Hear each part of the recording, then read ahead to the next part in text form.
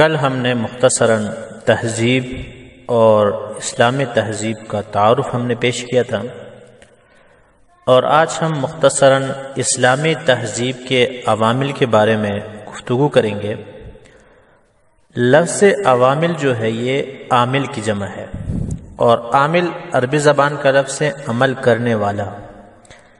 لہٰذا اسلامی تہذیب کے عوامل سے مراد وہ نظریات اور وہ عقائد ہیں جن پر اسلامی تہذیب کی عمارت کھڑی ہے اور جن کی وجہ سے اسلامی تہذیب کا وجود ہے۔ اسلامی تہذیب کی عمارت جن نظریات پر کھڑی ہے ان کو ہم عقائد اسلام کہتے ہیں۔ عقائد اسلام تو بہت زیادہ ہیں، البتہ ان میں سے چند ایک جو ہیں وہ یہ ہے۔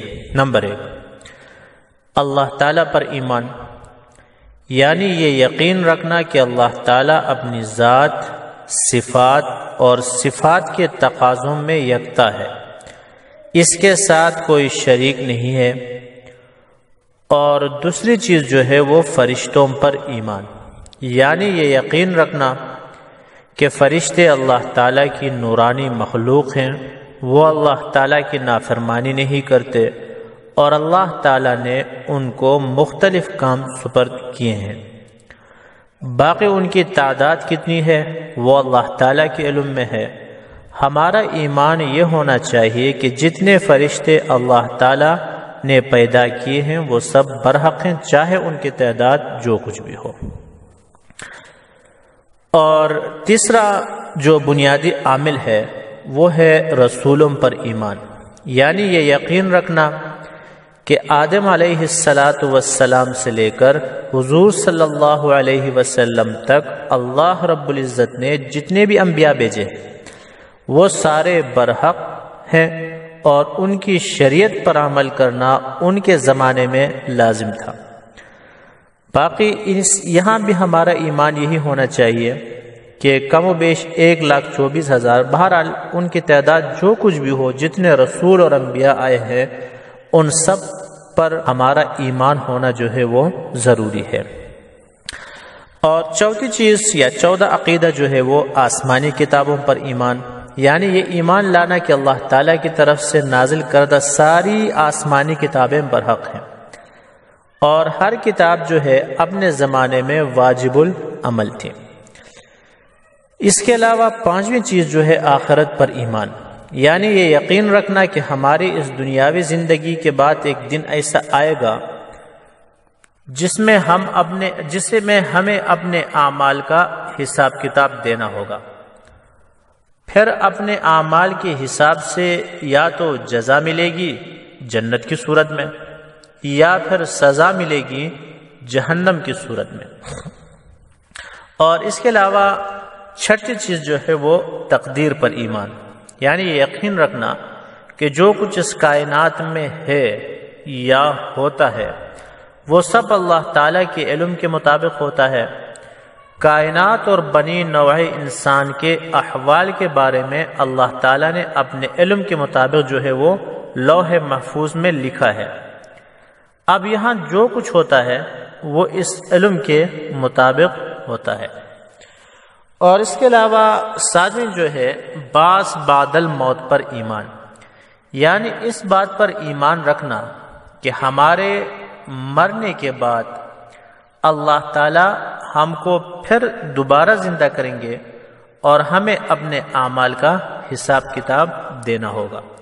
تو بہرحال یہ 7 بنیادی عقائد ہیں جو اسلامی تہذیب کے عوامل کے طور پر ان کو جانا جاتا ہے، یا یوں کہہ سکتے ہیں کہ یہ اس کے بنیادی عوامل ہیں۔ اس کے بعد دوسری چیز جو ہے اسلامی تہذیب کے عناصر جو ہے یہ جمع ہے عنصر کی، اور جس کے بنیادی معنی جو ہے تخم یا جڑ یا جز کے ہیں۔ اسلامی تہذیب کے عناصر سے مراد وہ تمام چیزیں ہیں جس سے مل کر تہذیب وجود میں آتی ہے، جن میں ہر ایک چیز اسلامی تہذیب کا جز ہے۔ یاد رکھیں کہ اسلامی تہذیب کے عناصر بہت زیادہ ہیں، سب کو ذکر کرنا ممکن نہیں ہے، تاہم ہم ان میں سے چند کو نہایت اونچا مقام حاصل ہے، بہت اہمیت حاصل ہے، جنہیں حدیث شریف میں ارکان اسلام کہا جاتا ہے۔ تو وہ پہلی مشہور ہیں، آپ سب جانتے ہیں، اقرار توحید و رسالت، یعنی لا الہ الا اللہ محمد رسول اللہ کا زبان سے اقرار اور دل سے تصدیق۔ یہ کلمہ پڑھ کر ہر ایک انسان اسلام کے دائرے میں داخل ہوتا ہے۔ یہ ایک عنوان ہے جس میں سارے عقائد اسلام داخل ہیں۔ اس لیے کہتا ہے کہ مسلمان ہونے کے لیے ان تمام ضروریات دین پر ایمان لانا کیا ہے؟ ضروری ہے۔ اور دوسری چیز نماز ہے، دوسرا عنصر جو ہے نماز کے لیے عربی زبان میں صلاۃ کا لفظ استعمال ہوا ہے، جس کے لغوی معنی دعا، استغفار، رحمت کے ہیں۔ اور نماز کی اصطلاحی تعریف یہ ہے کہ اللہ تعالیٰ کی وہ مخصوص عبادت جو مخصوص وقت میں مخصوص افعال کے ساتھ ادا کی جاتی ہے، تکبیر اولیٰ سے وہ شروع ہوتی ہے اور سلام پر وہ ختم ہو جاتی ہے، اس کو نماز کہتے ہیں۔ اور نماز کو حدیث شریف میں دین کا ستون کہا گیا ہے۔ اور تیسری چیز جو ہے زکوٰۃ ہے۔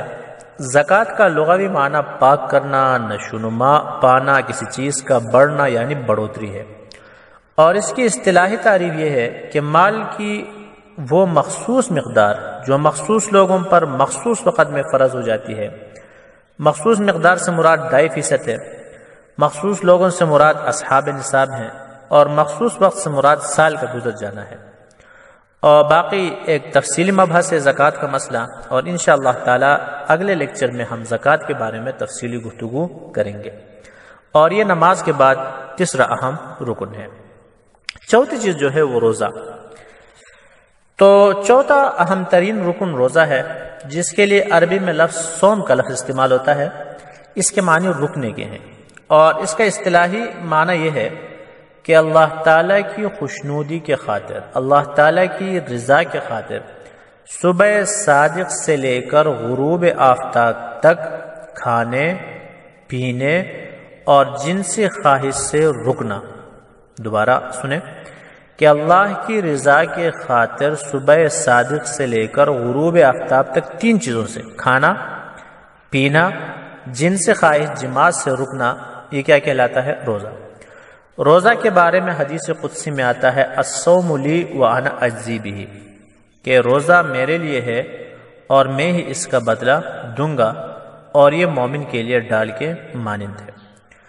اور 5واں رکن جو ہے اہم ترین وہ حج ہے، اور حج کے لغوی معنی زیارت کرنے اور ارادہ کے ہیں۔ اور اس کی اصطلاحی تعریف کچھ یوں کی گئی ہے کہ مخصوص وقت میں مخصوص ہیئت کے ساتھ مخصوص انداز سے خانہ کعبہ کی زیارت کرنا۔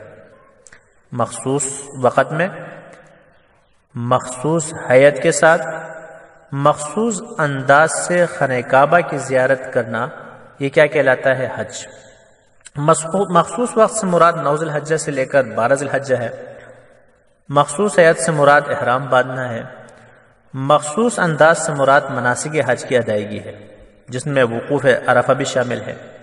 تو بہرحال یہ بھی ایک تفصیلی مبحث ہے، اور اس کے لیے ہم مختصر الگ لیکچر میں حج کا طریقہ کار کی مختصراً وضاحت کریں گے۔ تو حج کی فضیلت کے بارے میں آتا ہے کہ جس نے حج مبرور یعنی مقبول ادا کیا، اس کی مثال ایسی ہے گویا کہ وہ ابھی پیدا ہوا ہے، یعنی معصوم کی طرح گناہوں سے پاک ہو۔ بہرحال اسلامی تہذیب کے عناصر اور بھی بہت سارے ہیں، البتہ مذکورہ بلا جو عناصر ہیں ان کو بہت زیادہ اہمیت حاصل ہے۔